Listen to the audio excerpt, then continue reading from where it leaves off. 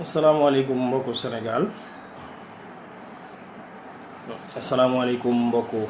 diaspora bi ñoo ngi leen di nuyu yéen ñëpp di leen ziar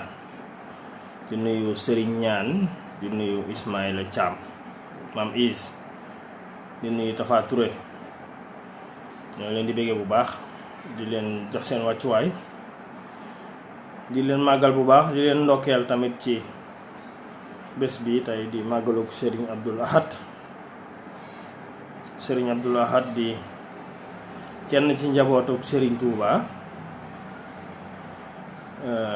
goo xam ne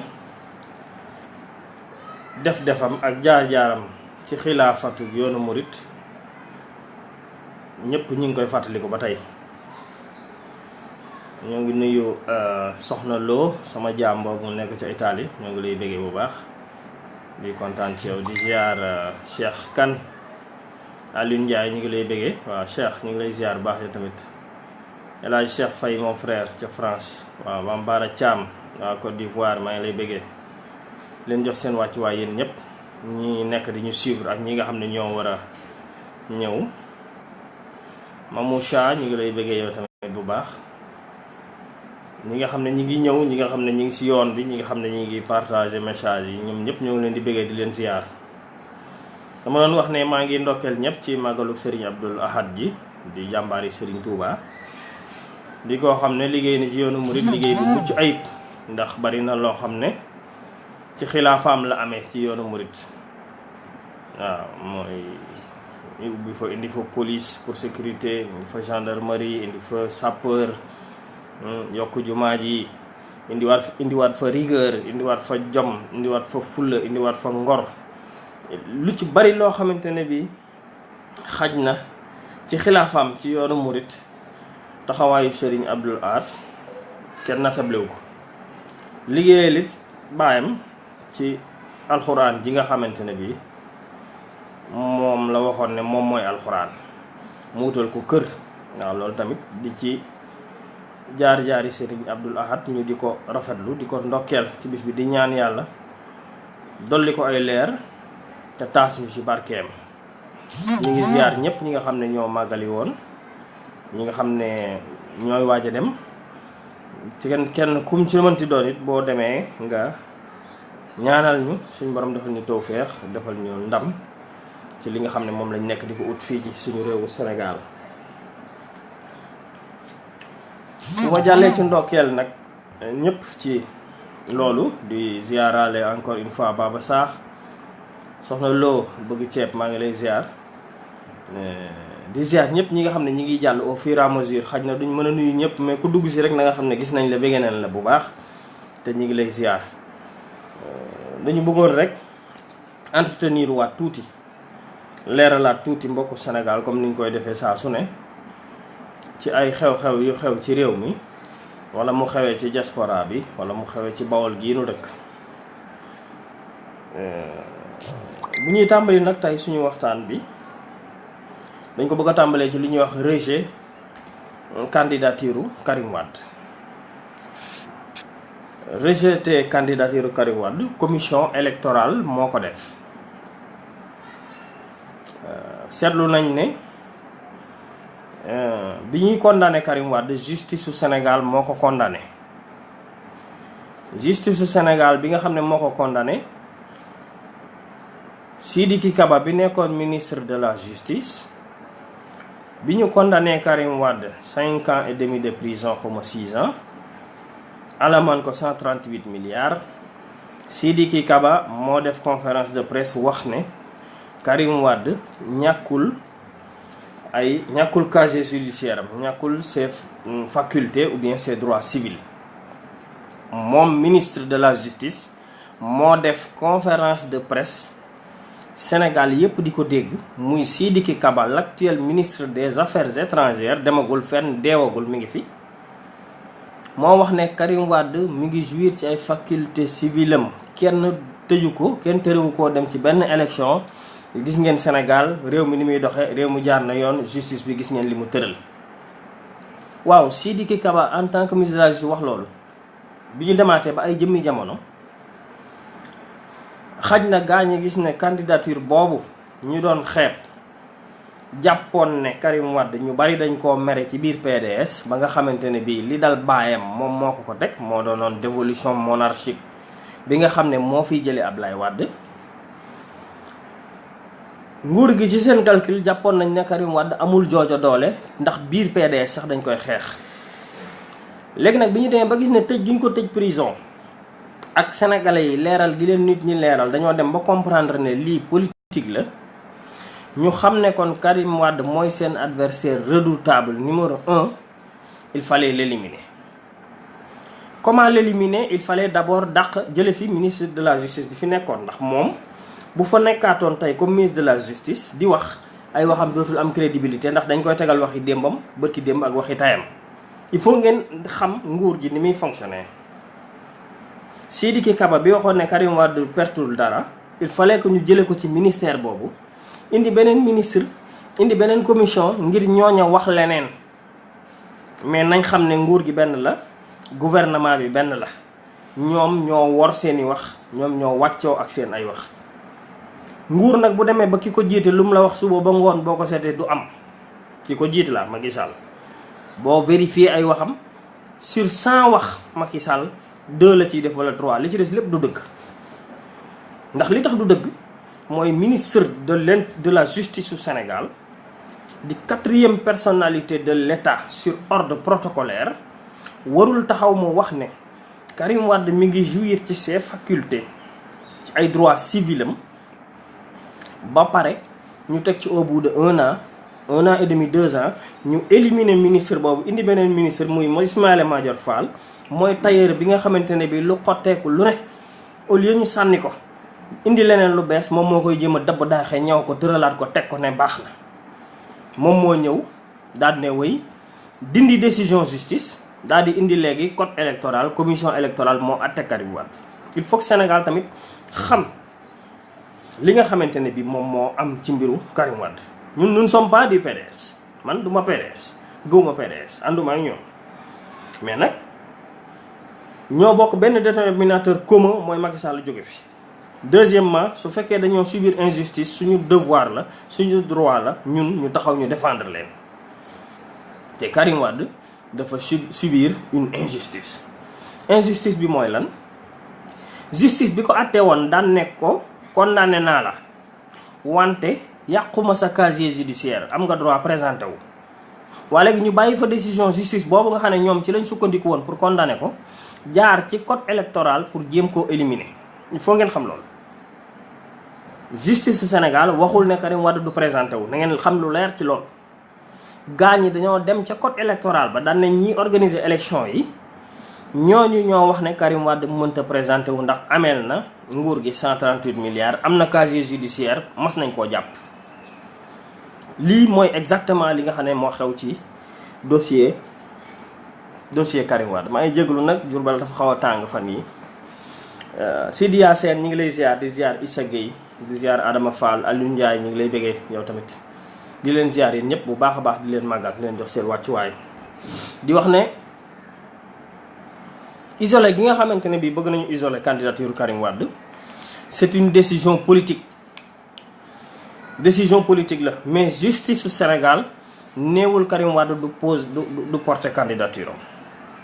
donc commission électorale moo ko bëgg a écarté loolu il faut que waa Sénégal it xam ko il faut que Sénégalais yi xam ne Macky Sall il a joué il a perdu mooy bëggoon na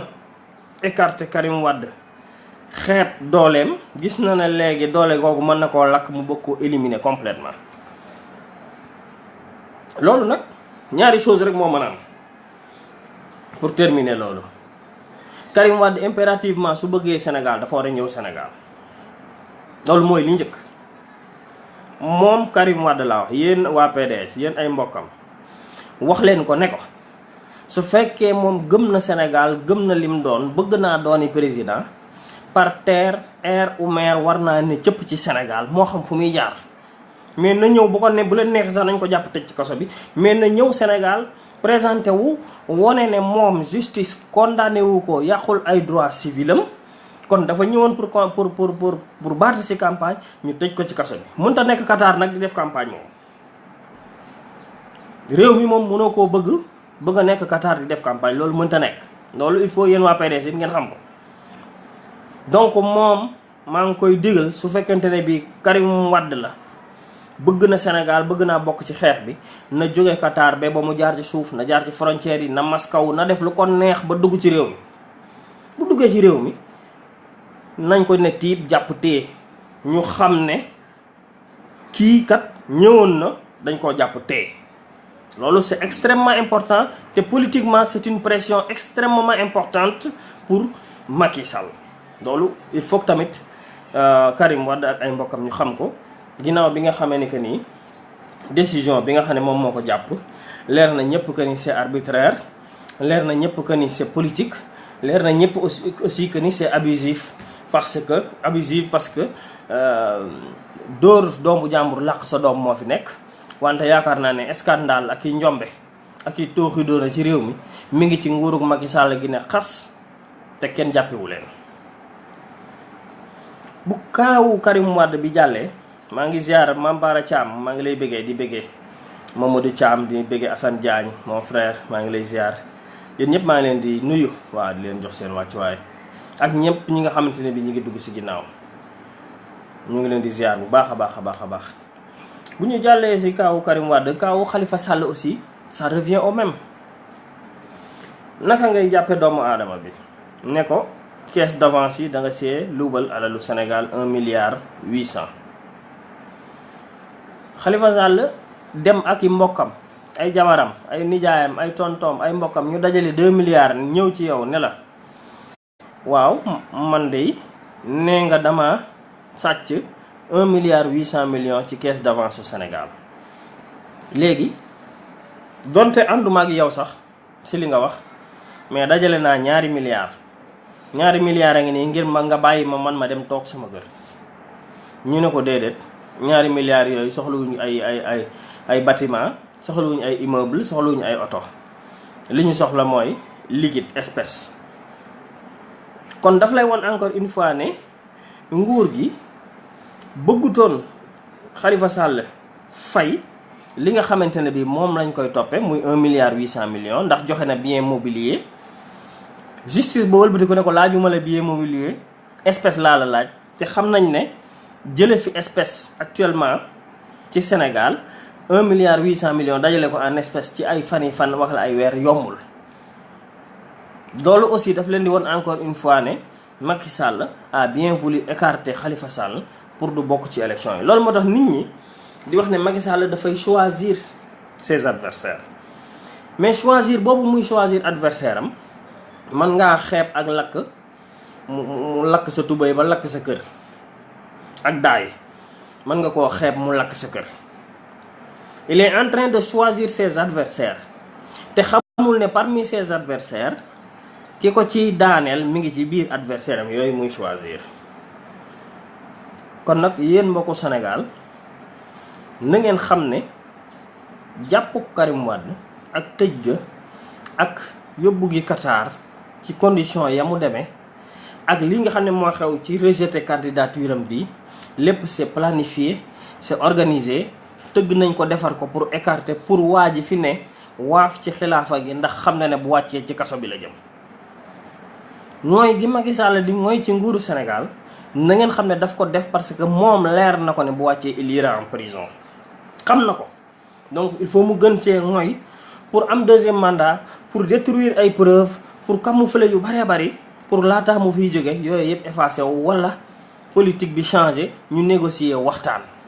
loolu lay espérer mais du tere dinañ ko laaj dina rendre compte ndax ni mu def doomu jàmbur yi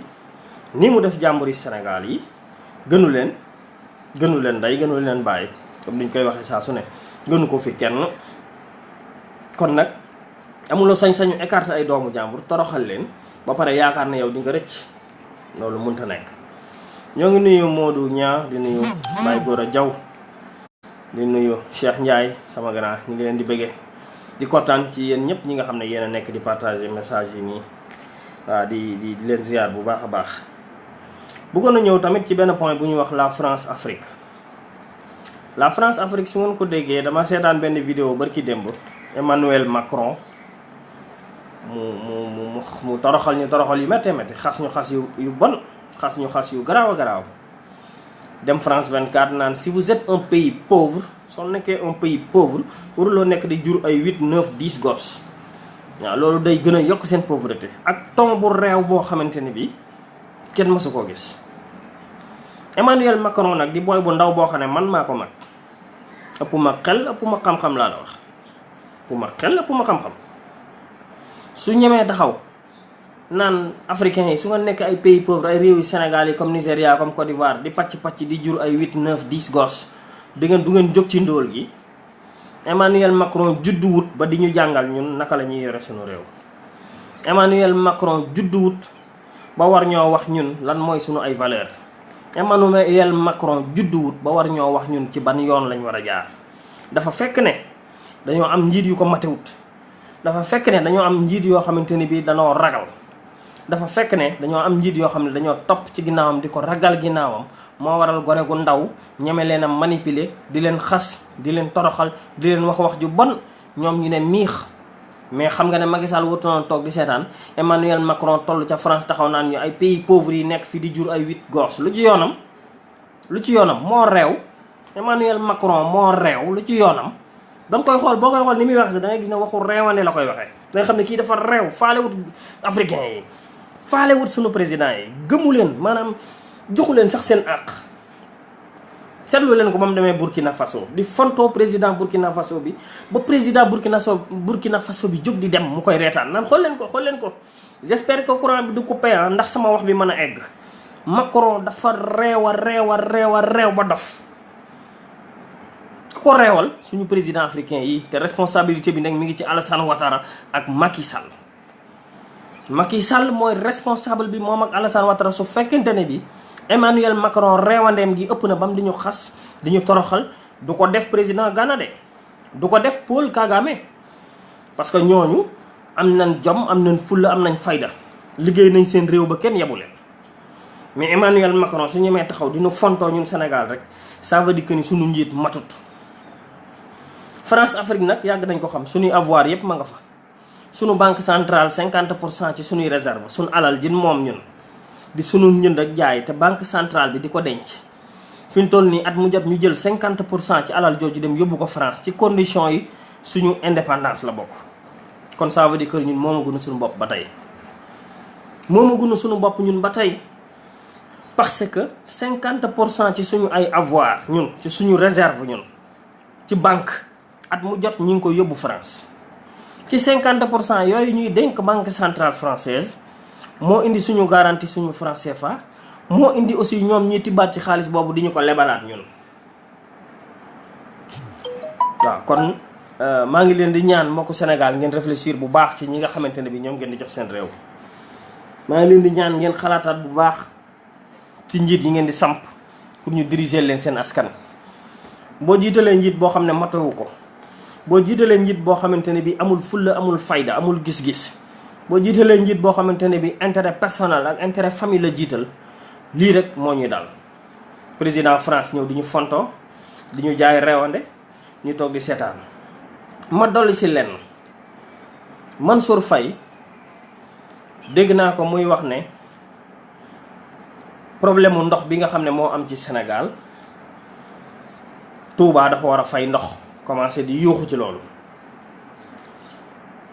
maa ngi nuyu sama frère Ngagne Demba Kebe waaw grand maa ngi lay bëggee de waaw di bëggee Khady Mbow Bara Thiam di bëggee ñëpp ñi nga xam ne ñoom ñoo ñuy jël Mafal Camara ñu ngi lay ziar yow tamit. di wax ne Mansour Faye nul gu mu nul ci nekk ministre de l'hydraulique nul gu mu nul ci ñàkk a mën a yor ministère bi nu ko dénk muy wàllum ndox ba Ndakaaru gee nekk fee tey ay ñii juróom-benni weer ñii juróom-ñetti weer kenn amu cim ndox amul benn lay bu muy wax mu naan Touba ñoo war a fay ndox Mansour Faye moo ñàkk xam-xam. mbokki Sénégal Mansour Faye moo ñàkk xam-xam ba pare di mbokku seytaane lu leer laa leen wax Mansour Faye laa wax amul xam-xam ba pare mbokku seytaane la dina leen wax lu tax mu nekk seytaane. Mansour Faye su taxawee wax ne Touba dañoo war a fay ndox mi ngi bëgg a mettre en mal tarixa murid ak yeneen tarixa yi laayeen ni tijaan yi yooyu. ndax lan dafa bëgg su waxee loolu bu ko defee tijaan yi ne wax nañ dëgg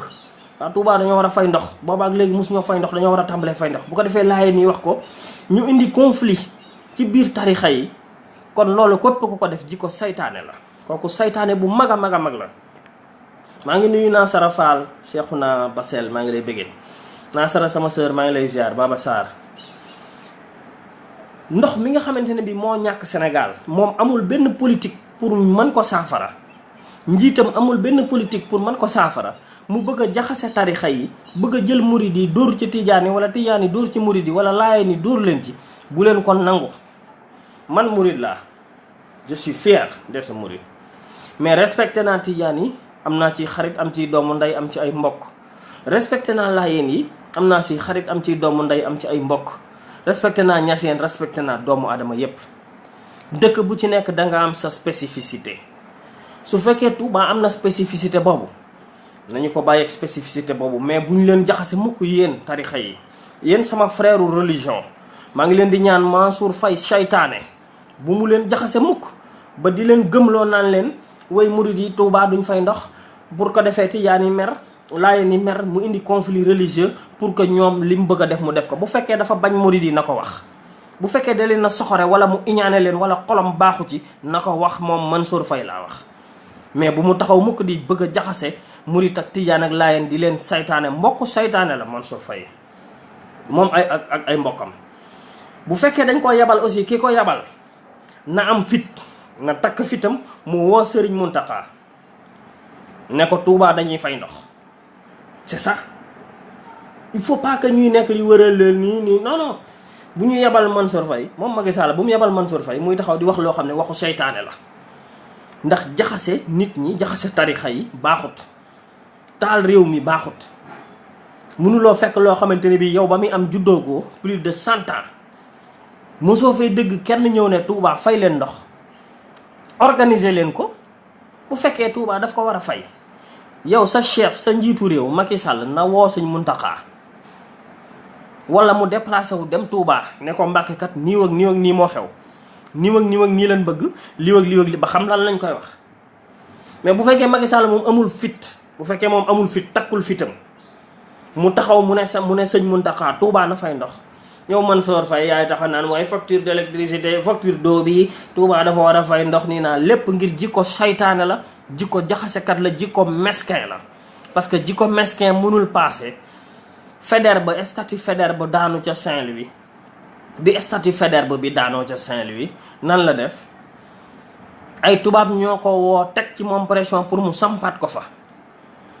yàlla moo daaneel statut Faidherbe statut Faidherbe dégg ngeen Faidherbe rey na en 8 mois 20 000 tirailleurs 20 000 sénégalais en 8 mois déglu naa Iba Der Thiam man mu wax loolu biñ ko laajee lu tax nga koy door a wax léegi mu ne léegi laa ko mën a wax parce que voilà Sénégal dëkk bi dafa am ay réalité mais imaginez leen Faidherbe rey na 20 000 sénégalais en 8 mois rey na 2000 sénégalais yoo xamante ne bii xalpulaar yi yéen xalpulaar yi tey Faidherbe rey na ci 2000 jamono ji mu fi nekkee doon wax naan doon leen kañ ci benn lettre Iba Der nee na mu leen di kañ naan xalpulaar yi day vraiment maa ngi naw seen courage ndax malgré que samay nit rey nañ 2000 ci ñoom mais jàkkaarloo woon nañu ak ñoom am jom am fulla am fayda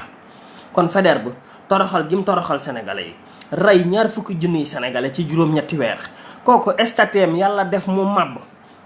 nit ñi ne nañ ko fa bàyyee ndaxte kii kat moo defoon li Serigne Touba bañ Sëñ Touba rek bañ turu Sëñ Touba jóg rek ca Ndar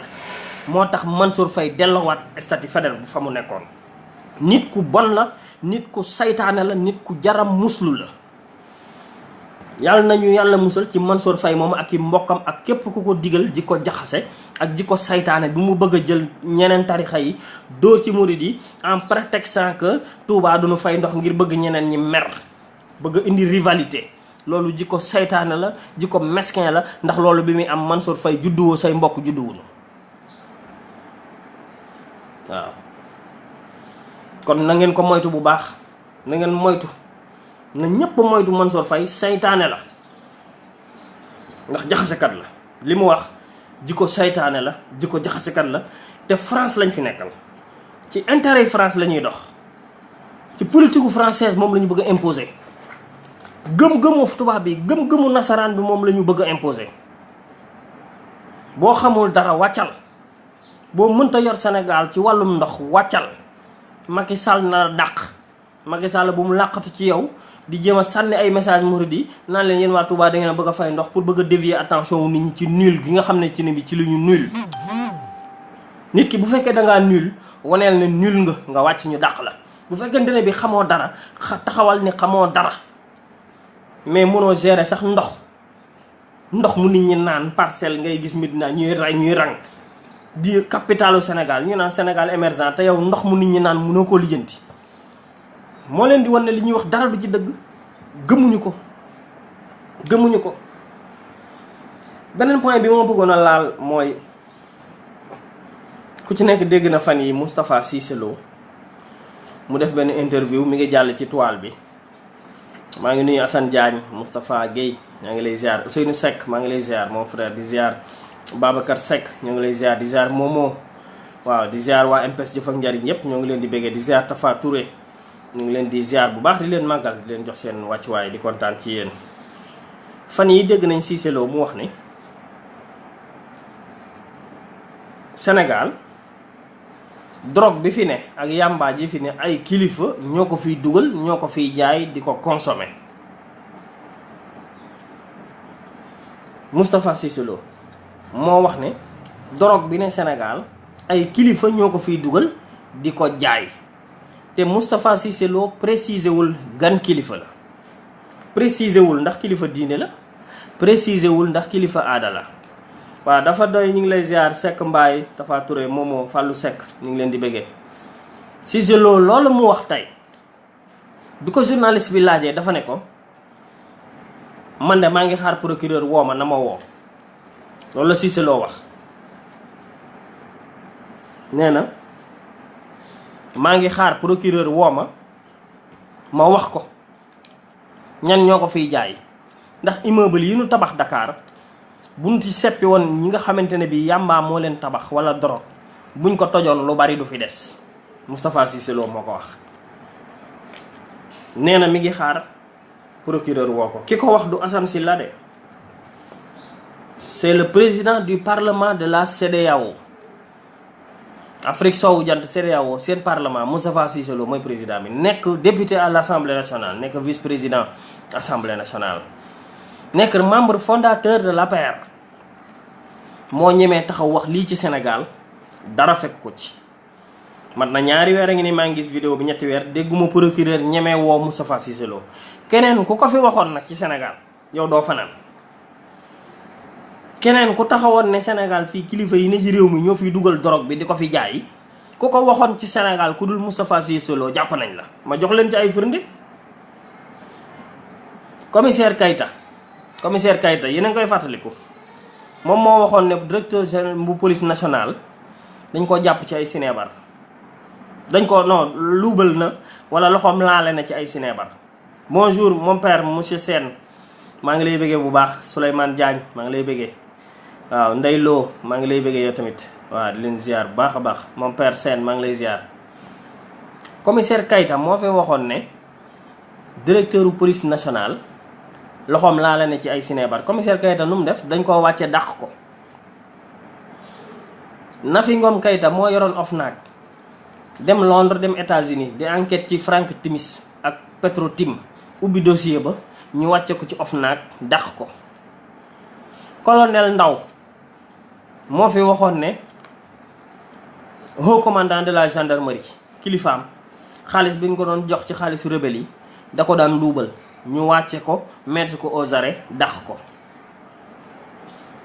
Ousmane Sonko moo fi wax ne Aliou Sall ci transaction Frank Timis ak Petro-Tim ak licence pétrole bi waroon naa fay 90 milliards impôt ñu ne dafa génne secret d'état wàcce ko dàq ko. waa seetlu leen lii mbokk yi ñooñu fi wax loolu ñëpp c'est des hauts fonctionnaires laa wax de. Ousmane Sonko c'est un inspecteur principal des impôts. Nafi Ngom Kayta c'est un commissaire de police. commissaire Kayta la même chose.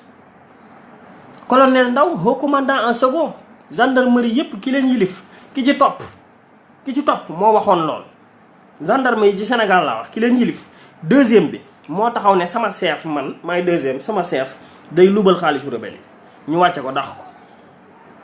commissaire Kayte Okritis mi nga xam ne mooy jiite woon wàllu drogue nekk police directeur u police nationale laale na ci ñu dàq ko. Nafi Ngom Keïta enquête ci rakku Macky Sall ñu dàq ko. Ousmane Sonko génne ne rakki Macky Sall luubal na 90 milliards impôt ñu wàcce ko dàq ko ne daa génne secret d'état waaye mbokk yi.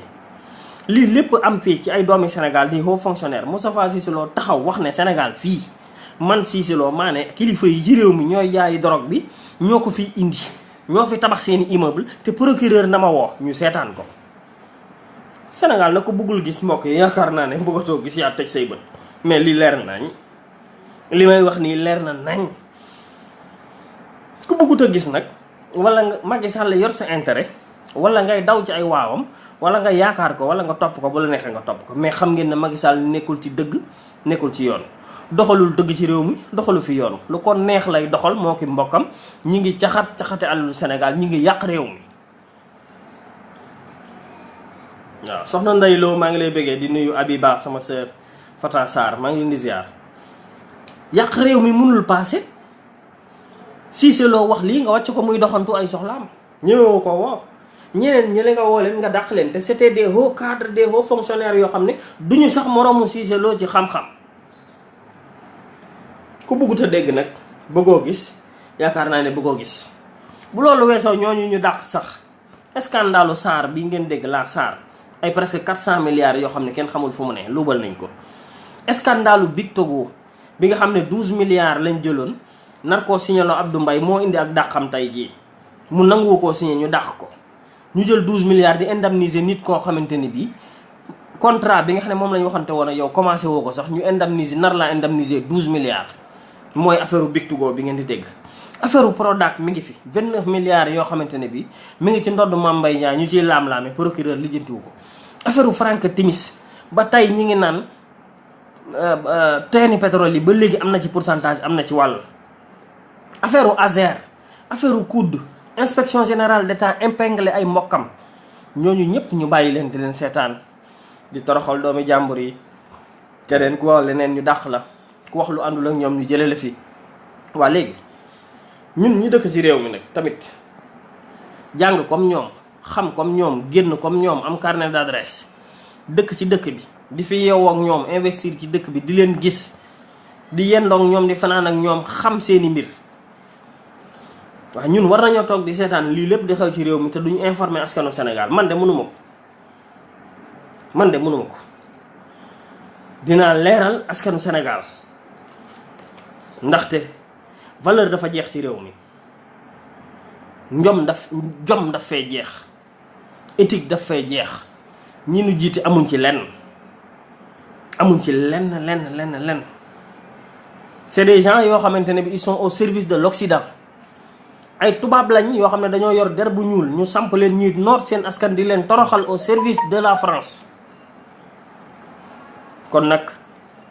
vraiment sénégalais yi yéen a war a jël seen ay responsabilités ñun li nu man rek mooy wax ñun li nu man rek mooy leeral ñun li nu man rek mooy gindi suñu askan expliquer leen wax leen ne mbir mi nii la demee lii ak lii ak lii lañ gis lii ak lii moo fi xew détaillé leen ko benn par benn. mais la ca des nag kenn ku ci nekk ci ñun ñoo ko war a defal suñu bopp lii nga xam ne xew na Sénégal mbokk yi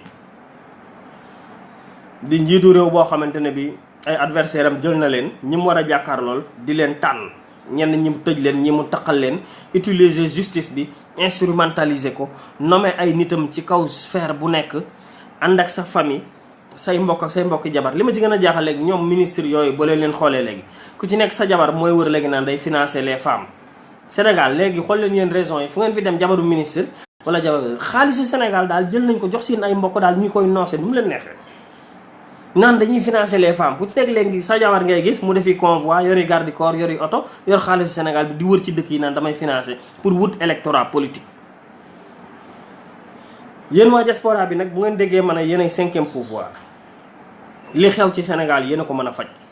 man Modou laa comme yéen def naa fa 17 ans ñibbisi damay ñëw foofu di nekk fii li may wax yéen laa koy seereel. xam naa li nekk foofu, xam naa li ngeen di dund, xam naa li am foofu. kon jóg leen ñu saafara Macky Sall mi ñu jële ko fi. jóg leen ci seeni mbokk yéen ñi nga xam ne yéen a nekk ci Brésil Argentine te ngeen di ma woo fan yëpp di ma wax ne commission bi jaaru fa, wala ba mu fa jaaree ay santi aan ay ba ay ka sant yooyu xaw a nduroog santi mbokki Macky Sall ñu sant yooyu dong lañ defar seeni carte d'identité ñi si des defarul luñ leen. xam ngeen lan mooy pexe bi, lan mooy solution bi? woo leen seeni mbokk ca Sénégal, yéen waa Argentine, yéen waa Brésil lay waxal. woo leen seeni mbokk ngeen wax leen buñ voteel Macky Sall. xañ nañ leen seen benn carte, mais woo leen kenn ku ne na woo 10 personnes Sénégal pour duñu voteel Macky Sall pour mu jóge fi.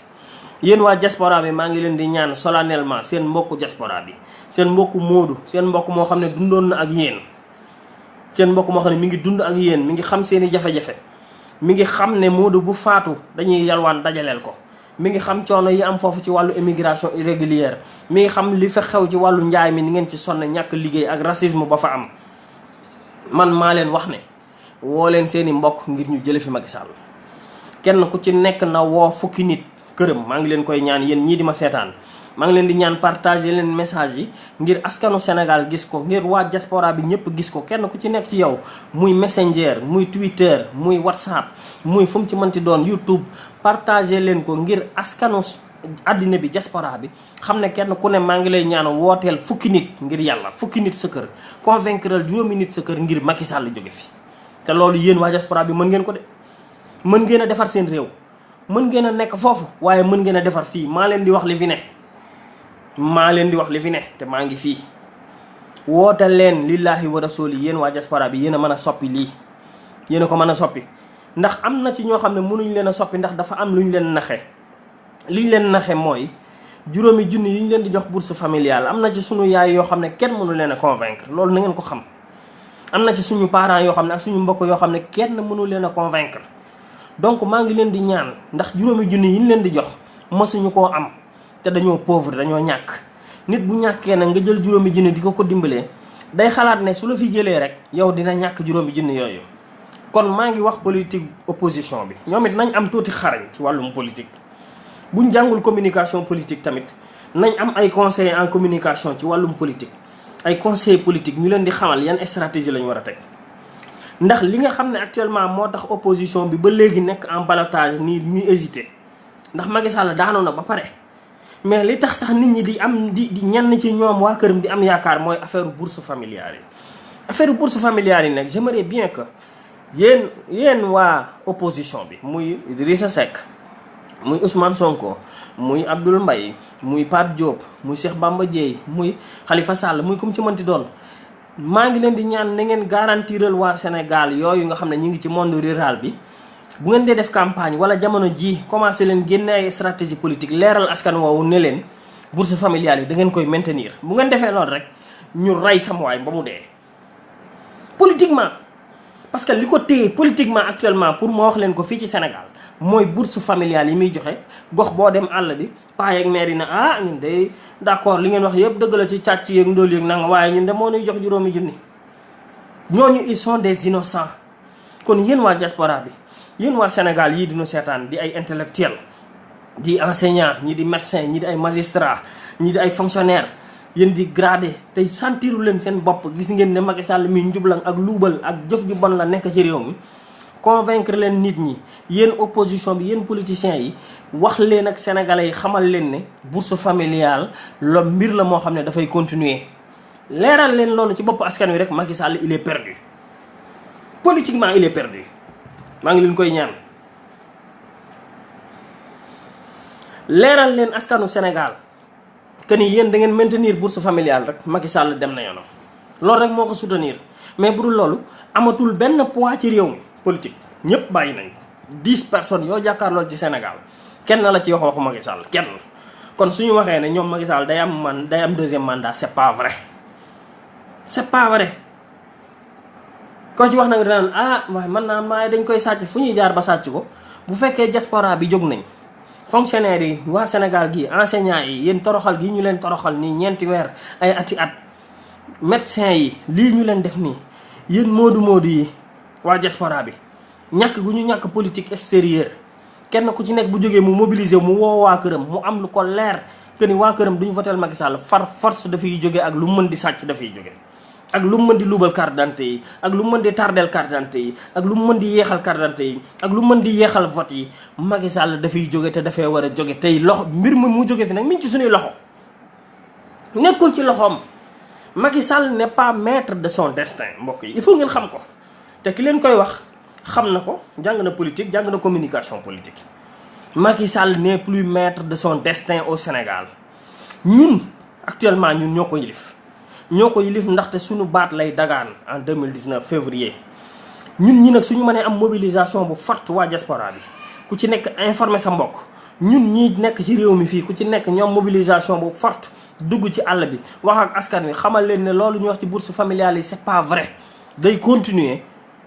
waaye te voté luñu ko far force dafay jóge ak loo mën di luubal ak loo mën a commencer vote bi à Touba 14h parce que Touba da leen xool midi 1h lañ nar a yóbbu te 8h la war a commencer dëkk yi leen favorableul foofu dañuy jéem vote ba commencer 8h pour li fay voté du bari. donc njublang yooyu ak téye carte électeur nit ñi ak luubal carte électeur nit ñi ak éliminer ay adversaire ak indi parrainage luñ ci wax. nee nañ pour éviter candidature yu bari yi ak frais yu bari yi bulletin yi nañ indi bulletin unique lu tax ñu jox leen bulletin unique mooy lan bulletin unique mooy benn feuille xam ngeen parrainage bu amee lu ma 10-20 candidats day am 20 feuilles am 20 enveloppe nangam sang lu ci nekk ñu def ko 20 fois publicité yi 20 fois ñu ne Sénégal mi ngi ciy yàq ay 10 milliards 13 milliards 15 milliards waaw d'accord waaw léegi nañ jël bulletin unique benn bulletin ñu def ci 10 candidats yëpp seeni photo bu fekkee man Macky Sall laa voté ñu croché ci Macky Sall bu fekkee Idriss Seck la voté ñu crochet ci Idriss bu dee Sonko la bu dee Bamba Dièye la bu dee Abdou Mbaye la ku mënti doon ma crochet. bulletin unique dafay réduire carrément problème bi nga xamante ne bii mooy problème mu xaalis bi ñuy wax ne moom la ñuy frais ci affaire yi ba tax ñu indi parrainage c'est pas vrai. parrainage dañ ko indi pour éliminer ay adversaires Macky Sall pare na plan ba pare mais plan bi mu pare nag galgal boo mënta gis galgal rek moo ko mënal dindi. galgal bi ko mën a dindi nag mooy yéen moodu yi yéen waa diaspora bi yéen ay premier yéen fonctionnaires yi ak enseignants yi ak haut fonctionnaires yi haut cadres yi ak gradés yi nekk fii ci Sénégal yéen ay deuxième population bi ci des door a ñëw galgal yi mi njëkkat mooy parrainage pour éliminer Karim Wade Khalifa Sall deuxième galgal bi mooy yeexal gi ñu yeexal carte d'identité jàmbur yi troisième galgal bi mooy luubal gi ñu ciy luubal ci biir carte d'identité yi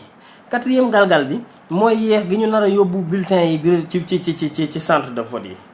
loolu yëpp nag su ko defee du tere suñu amee gëm-gëm am détermination ànd ak suñuy mbokk ànd ak suñuy njaboot ak waa diaspora bi far force Macky Sall dafay jóge te dafay war a jóge Macky Sall jóge fi mooy intérêt Sénégal mbokk yi Macky Sall jóge fi mooy avenir u Sénégal Macky Sall jóge fi mooy bénéfice u Sénégal ndax Sénégal actuellement yàqu na ndax li fi baaxoon jox nañ ko tubaab bi gis ngeen Auchan li mu nekkee paquetum ñebbe ngay jënd 6000 francs te kilo ñebbe 200 la kilo ñebbe boo demee Auchan bu ko jënd 6000 wala 3000 di ko jënd te war koo mën a jënd fii ci mbedd mi ci sa mbokk ci sa tante ak sa yaay ñeent fukki dërëm. patate frite c'est la même chose calcul yi ci keesu Auchan yi bu ñu dee seet calcul yi bu ngeen seetu ñu ngi leen di ndax di sàcc alalu Sénégal waaw grande surface yooyu ñu dugal ci réew mi te ñu alerté ci wax ci waxati ci ñu nar a rey suñu commerce intérieur suñu boutiquier yi nekk fii ci koñ yi nga xam ne ci lañ doon suturoo dootuñu am dara ñu nar a indi ginaar fii ci réew mi nga xamante ne bii sénégalais yi nekkoon 50 000 sénégalais yi nekkoon doon liggéey ci filière avicole dañoo nar a ñàkk nar a torox ñu nar a indi ay hollandais ay turc ay brésilien ay français ci wàllum ginaar fii ci réew mi ñu jël Orange Money jox ko quota bu am solo ci Sénégal ci transfert d'argent ba nga xam ne war yi mën ta taxaw ba dëgër te doomu Sénégal moom ko ñu jël sunu pétrole bi joxati ko Total mu jël di ko exploiter au détriment d'autres producteurs au détriment d'autres Sénégalais ou bien au détriment d'autres Africains waaye lii du ay gént mbokk yi lii ma fi wax lépp du ay gént yéen ñëpp xam ngeen ko c'est que Mbaye San As Aw mon frère maa ngi lay bëggee ñëpp xam nañ ko li ñu war a def nag mooy jële fi Macky Sall li ñu war a def mooy jële fi Macky Sall culte du travail amatul ci réew mi gëm-gëm amatul ci réew mi culte de l'excellence amatul ci réew mi li fi am rek mooy mën a la fen, mën a la sàcc, mën a la wuruj, mën a la trian ñemee la yekk lu la neex soit sëriñ si wala tarixa yi demal jaxase leen, demal wax lu bon rek ngir yow ñu favoriser la. mais culture jom ak ngor lépp jeex na ndax nguur gi jëlee na ko fi ci réew mi. kon nag nit ñi yàlla nañu mën a yeewu. yéen mbokku Sénégal maa ngi leen di ñaan yàlla na yàlla def askanu Sénégal mën a yeewu ba lii ñuy wax ñu mën ko comprendre. yàlla na yàlla def waa àll bi ñu mën a am opposition bu dëgër, bu am jom, bu suude.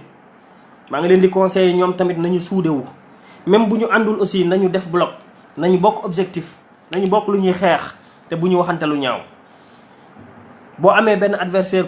en commun pour bokk fi jëlee da ngeen di bokk objectif, bokk yoon, bokk nu ngeen di xeexe te du ngeen waxante lu ñaaw ci seen biir.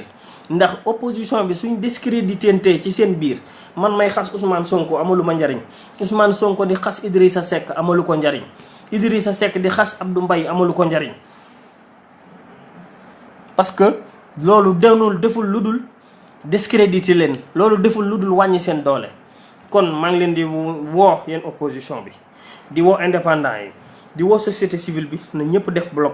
kenn ku ci nekk li ngay xeex na nga ko xeex, mais ligne bi nga xam ne moom lañu am objectif final bi mooy Macky Sall jóge fi. mais sa koo xamante ne bii sa adversaire indirect la, jërul ngay perte temps ci moom, ndax soo pertee ci moom temps yaa ngi may kële temps. kon mbokk yi politique dañ stratégie la, politique gis-gis la, politique xam-xam la, du ay caaxaan. te Macky Sall mii ngor gi mu jaay ci Sénégal, bakkanam bi mu teg ci élection yi, lu mu ko jaral daf ñu ko war a jaral.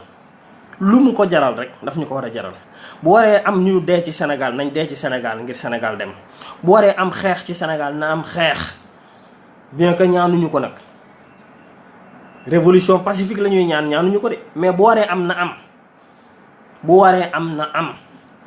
parce que Macky Sall moomut réew mi, moomut nit ñi. bu waree am xeex reyante mu am ñu dee, na nit ñi dee. comme Rwanda nam amee woon 1 million de morts, ñu jékki-jékki defar seen réew en 20 ans ba mu mel ni puissance actuellement africaine. bu waree Sénégal am révolution bu mel noonu tamit na ko am. parce que nag fi ñu toll nii réew mi avenir am kenn xamul fan la jëm. réew mi yaakaar amatu fi. ñu ngi fii bu ñu leen wonee ay immeuble Sphère Diamniadio, won leen ay arène nationale, wala ñu won leen ay arénal, ay affaire basket ak yoo xamante ne bii amul njariñ, ba ngeen yaakaar ne yéen fi ñu toll nii réew mi ngi dox. arène nationale du priorité ci Sénégal. boo demee Niger ñoom teg nañ fa hôpital universitaire 45 milliards. bu Macky Sall tegee arène nationale 30 milliards, hôpital universitaire Niger boo fa demee bu 45 milliards lañ defar ñoom. loolu mooy seen priorité.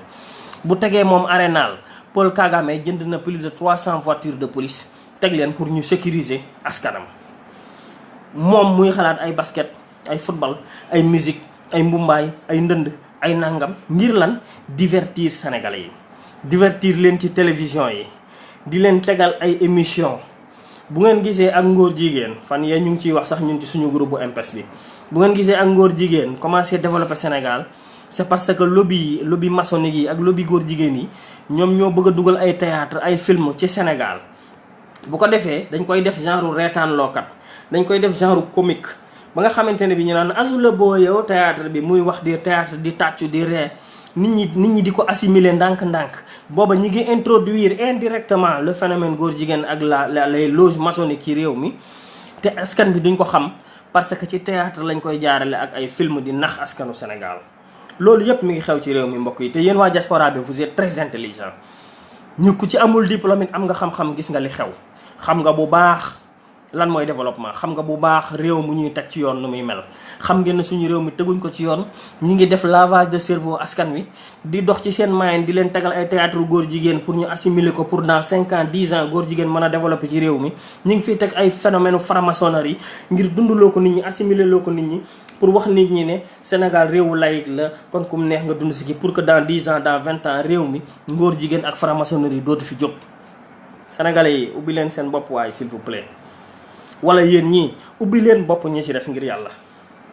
bu fekkee li may wax dëgg la, ubbi leen bopp ñi ci des li laay war a sol yi. bu fekkee gëm ngeen li may wax, wala jàpp ngeen ne li may wax am na benn tuuti ci dëgg, jël leen loola la cay dëgg ngeen jàllale ko partagé ko ngir ñeneen man cee jot, ngir mu mën a jariñ Sénégal. te ngeen xam ne Sénégal ñi ngi koy toroxal, ñi ngi koy yàq. benn famille jëkkër ak jabar ak seeni famille ñi ngi séddoo Sénégal, jël seeni marionnette seeni góor jigéen yor leen muy seeni ndaw seeni dak, ñu jël leen sànni leen ci réew mi ñuy yàq réew mi. lii moo fi am, amul leneen.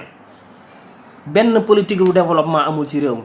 Sénégal bu ngeen demee ci àll bi nit ñaa ngi ndóol, courant amu fa, amul ndox. gis ngeen bërki dem boo njaay 25000 ba dee nañ ci àll bi. lu tax prévenir ñu ko? àll ba amul ndox, amuñu naan, nag yi jur gi amuñu lu ñu naan bay dee ci fii ci Sénégal ñu leen di wax émergent. ba muy jël milliard ñu naan président yóbbu na 1 milliard. looy xaar ba 25000 nag dee ngay doog a yóbbu 1 milliard? parce que amul benn politique d'irrigation. ndox mi yeggul ci dëkk àll yi pour nag yi jur gi mën a naan ba bu ndox ñàkkee ñu mën a dund. waay mbokk Sénégal yee leen askan bi. waaw bëgguma leen entretenir de plus parce que ñi ci des ñenn ñi am naa ne am na ay yitte yu ñuy dem doxi. xam naa ne dañ leen di joxaat rendez-vous incha allah ba samedi bii di ñëw wala beneen samedi. maa ngi nuyu Bakary from Sweden ñu ngi lay bëggee. Yacine Dial dafa doy. Nasara Fall sama sœur bëlëb ndaaw ñu ngi leen di bëggee ñëpp. maam Is di leen wax ne ñu ngi leen di ñaanal tawfeex ak taysiir comme ni ñu koy defee saa su ne. di leen ñaanal jàmm ak xéewal. di leen ñaanal samedi bu jàmm. di ñaan ci barke Serigne Abdoul Ahad ji màggalum gi suñu borom yokk ay xéewal, suñu borom indiwaat gor ak jom ak fulla ak fayda comme nam ko daan waxe mu nga xamante ni bi heure bu waxaan ñu xam ne fulla ak fayda ak gor ak jom wax na. ñoo ngi koy ñaan ci barke Serigne Abdoul Ahad ci barke bisam bii tey. di leen ñaanal yéen ñëpp tawfeex ak taysiir, di leen ñaanal yokkute, di leen ñaanal ndam, di leen ñaanal kenn ku ci nekk fi nga nekk. Nasara ma sœur ñu ngi lay ñaanal yàlla na nga yokk. maa ngi ziar grand bi di ko béggee di béggee xale yi. waaw maa ngi leen di big up yéen ñëpp di leen one love, di leen wax ne ñun ñëpp a moom Sénégal. kenn moomu ko, ñoo ko bokk. ku ne da nga ci am waar. ku xeeb sa bopp nag bu kenn xeeb wax, bu kenn xeeb bind Facebook, bu kenn xeeb kàddoom. kenn ku ci nekk kàddoom mun na am valeur, kenn ku nekk kàddoom mun na gën sama poste, mun na gën sax bu Macky Sall. Macky Sall gënut nit ñi ndey, gënu fi bàyyi, gënu fi juddu. kon nag yéen mbokku Sénégal jàpp leen ci liggéey bi ñu jëlee ko fi. buñ ko fi jëlewul dañ fay nar a am 5 ans de souffrance de plus. 5 ans de souffrance de plus mën nañ ko économiser leen ñu li laay war a soli. yéen waa diaspora bi, yéen fonctionnaires yi, yéen opposition bi, dajaloo leen ngeen xeex dugg ci àll bi informer nit ñi, yee nit ñi ngir ñu mën a économiser 5 ans de souffrance. sinon yeneen 5 ans yi dañuy souffrir rek. waaw jërë ngeen jëf. One Love ñu ngi leen di bége. ñoo ngi jégalu ci yàggal gi ak guddal gi nag, mais wax moo mel noonu. suñ ci juumee wala ñu offensé ci kenn ñu ngi leen di tuubal. di leen wax rek ne na ngeen moytu saytaane bu mag bi mooy Mansour Faye. moytu leen saytaane bi gën a rëy ci Sénégal jamono ji mooy Mansour Faye. dafa bëgg a jaxase tarixa yi moo tax muy wax li muy wax. niil gu mu niil ak tële gu mu tële ci yor wàllum ndoxum Sénégal moo tax muy mbubboo Touba dafa war a fay ndox ngir bëgg a jël tarixa yi dóorante leen ci seen biir. muslu leen ci Mansour Faye saytaane bi. yàlla nañu yàlla musal ci Mansour Faye saytaane bi. yàlla nañu yàlla musal ci Mansour Faye saytaane bi. waaw jërë ngeen jëf. jaajëf bëgg nañ leen lool. jaajëf Cheikh Fall mu ngi lay bëggee. waaw bëggee Alpha waaw maa lay bëggee. Baye Fall Kase waaw jaajëf. One Love Baye Fall bëggee naa la waaw di bëggee Sakura Wali waaw ñu ngi lay bëggee Ibrahima Waaj ñu ngi leen di ziar yéen ñëpp di leen jox rendez-vous. Pape Diouf yéen ñëpp ñu nekkoon di nu seetaan ñu ngi leen di jox rendez-vous ba samedi bi di ñëw wala bis topp incha allah di leen ñaanal tawfeex ak taysiir. jaa ngeen jëf.